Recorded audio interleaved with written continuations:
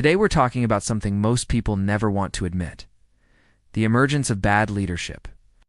Not because people are evil, not because they wake up and choose chaos, but because leadership is hard, and most of us were never trained for it. This isn't about pointing fingers. It's about looking in the mirror and understanding how even the best intentions can go wrong. So how do you know if you suck as a leader? Let's dive in. Bad leaders don't just appear out of thin air. They emerge from a mix of personal flaws, broken systems, and environments that reward the wrong things. Think about it. Some people get promoted because they're charismatic. And once they get that title, their priority often shifts. They start prioritizing themselves, their image, their comfort, their career over the very people they're supposed to serve and support. When there's no accountability, when authority goes completely unchecked, when the culture rewards sucking up instead of speaking up, that's when poor leadership doesn't just survive, it thrives. It becomes the norm. And sometimes the leader starts with genuinely good intentions. They want to make a difference. They want to help their team succeed. But power is isolating. The pressure to perform can be overwhelming. Slowly, day by day, decision by decision, they lose touch. They forget what it's like on the front lines. They stop listening. They become disconnected from the people they're supposed to lead. The gap between them and their team grows. Here's a universal truth that we all need to accept. At some point, every single one of us has struggled with leadership. Some of us knew we were struggling. We could feel the friction, the frustration, the sense of being in over our heads. Some of us didn't. We were completely oblivious, thinking everything was fine while our team was falling apart. Failure is simply part of the human experience.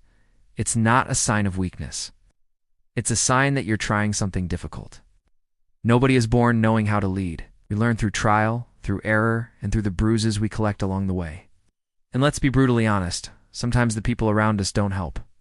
You've got friends who will smile to your face, but secretly hope you stumble. You've got coworkers who will quietly undermine you, planting seeds of doubt or taking credit for your work. You've got people who actually benefit from your confusion and your struggle because it makes them look better or keeps them comfortable. And the hardest part of all this? Most of us don't even realize we're failing until someone else points it out, or until the consequences become so big that we can't ignore them anymore. It's a blind spot that can have a massive impact. But asking them doesn't make you weak, it makes you self-aware. So let's reframe this. First, reflect on what's actually triggering the feeling. Make sure you get to the root cause.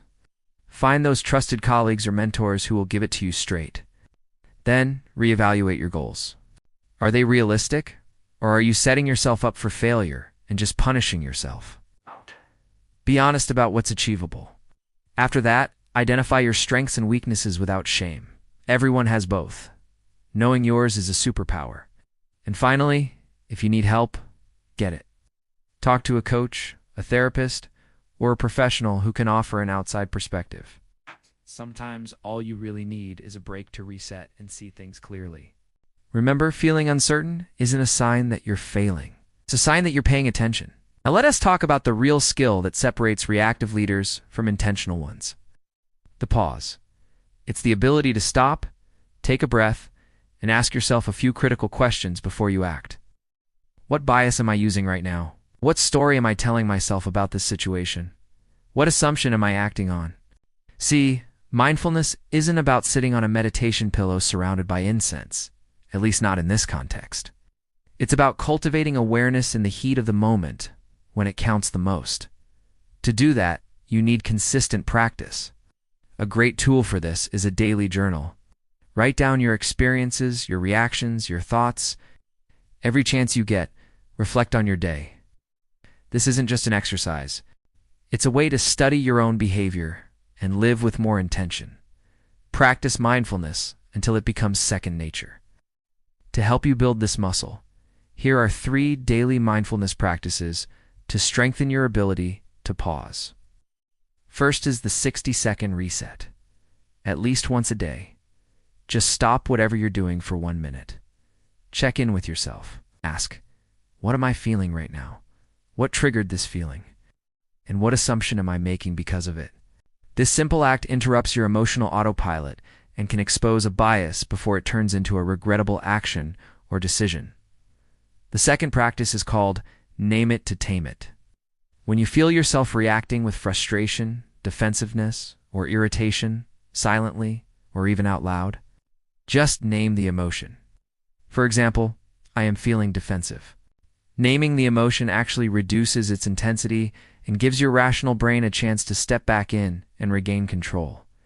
It creates a space between the feeling and your response. And third, the evening bias audit before you go to bed. Take 2 minutes to ask yourself 3 questions. Where did I make an assumption today instead of seeking facts? Where did I judge someone or something before I fully understood the situation? And where did I react emotionally instead of responding thoughtfully? This isn't about beating yourself up. It's about building the muscle of self-awareness, so you can start catching these patterns over time and making better choices tomorrow. Bad leadership doesn't start with bad people. It starts with unexamined habits, unchecked bias, and a profound lack of self-reflection. It grows in the dark when we're not paying attention. But the moment you're willing to pause, the moment you're brave enough to ask, "Is it me?"